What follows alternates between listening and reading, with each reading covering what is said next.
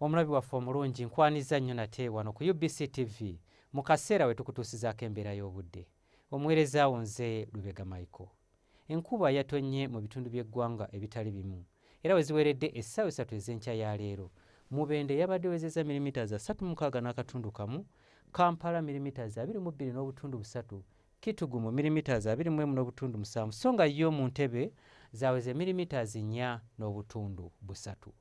Bwe tutunuulira ku bifaananyi ebyo ebikubiddwa ku ssemazinga wa Africa, bitulaga nga empewo ey'omuggundu okuva ku nnyanja Nalubaale okwolekera ebitundu by'eggwanga ebitali bimu yeyaleseewo enkuba okutonnya mu bitundu ebyo.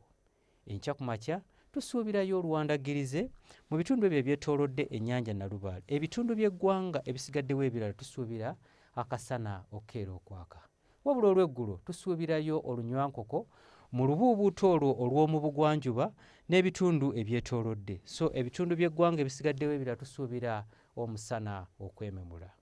Ebbugumu erya waggulu tulisuubira okutuuka ku diguli za 32 mu kitundu ekyo eky'Ekasese, so nga mu bukiikakkono bw'eggwanga lyaffe ebbugumu tulisuubira okutuuka ku diguli za 31, ate ebitundu ebyo ebyebulunguludde ennyanja Nalubaale nga n'ekibuga Kampala mw'okitwalidde, ebbugumu erya waggulu tulisuubira okutuuka ku diguli 30.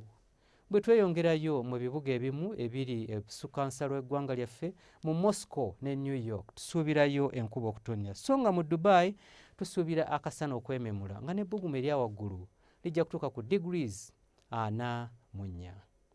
Ebyo bye tukujjidde mu kitongole ky'eggwanga ekivunaanyizibwa ku mbeera y'obudde wano ku UBC TV, n'olunaku lw'enkya tulindirire mu budde bwe bumu.